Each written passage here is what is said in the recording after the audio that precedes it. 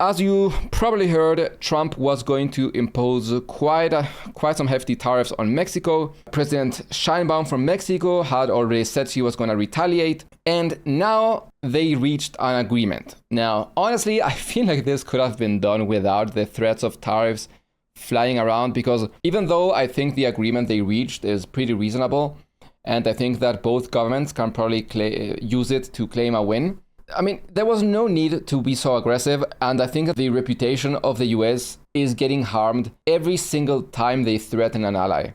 Like, Trump could have flown to Mexico or even invited Sheinbaum to the US, talked about this, and reached the exact same solution.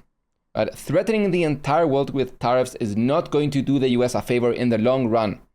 They're already not the favorite people for a lot of countries, and now especially it's not getting better. They're basically pushing other countries into the arms of China. Anyways, let's listen to President Sheinbaum. We had a conversation with President Trump. Yesterday, through the embassy, we were informed that he would call today at 8 a.m. We had sought a conversation with him and requested a call. It was a long conversation, more than half an hour, 3/4 of an hour, something like that. We discussed topics of common interest. I told him that we had been working together on migration, and it had been effective. Our approach has always been based on protecting and respecting human rights. We also discussed our shared interest in reducing fentanyl trafficking between Mexico and the United States. At the end, he asked how long we could put the tariffs on hold, and I told him, let's put them on hold permanently. He then asked, well, for how long? I responded, let's pause them for a month, and I'm confident that in a month, we will deliver results for both his people and Mexico. At the same time, I explained the gravity of the number of high-powered firearms illegally coming into Mexico from the US. That is a massive part of the problem. And I think this is one of the big dubs for Mexico's president, and one of the reasons why I think they can now claim that they got a nice win out of this, because the whole reason why cartels are so powerful is because they are armed to the teeth. And where do those guns come from? From the US. Just like the US has a right to complain about fentanyl being smuggled into the country and causing countless deaths, Mexico can rightly complain about the insane amount of weapons being smuggled into Mexico that allow the cartels to be powerful and then smuggle the drugs into the United States. So the real way to deal with this is to cut off that supply. Now, I'm gonna be very honest with you.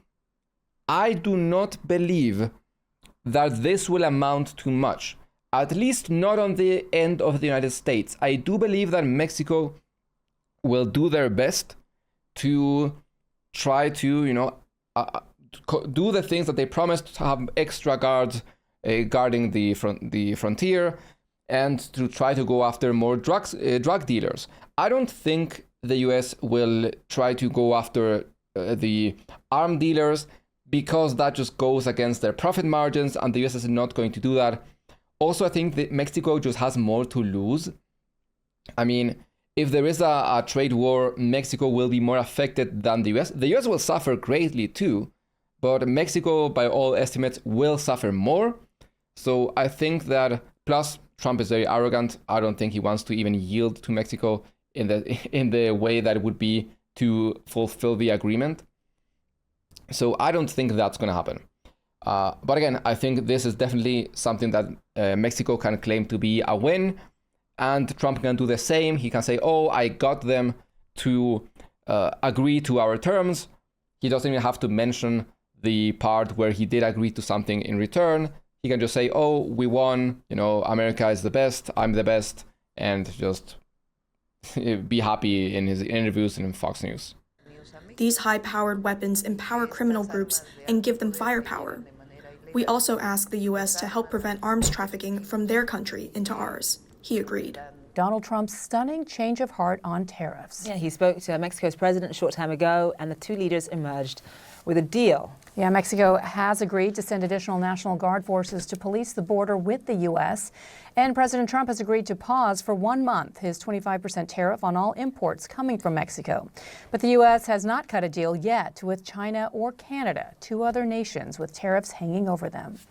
So there's not only the deal with Mexico, but also with Canada. So Trump can definitely call a pretty big win here, because apparently with Canada, they reached an agreement where the Canadians have agreed to name a fentanyl czar. I don't know why they insist on that name. They have the same with the border czar, that's why I say that. List Mexican cartels as terrorist groups, and launch a Canada-US joint strike force to combat organized crime, fentanyl, and money laundering.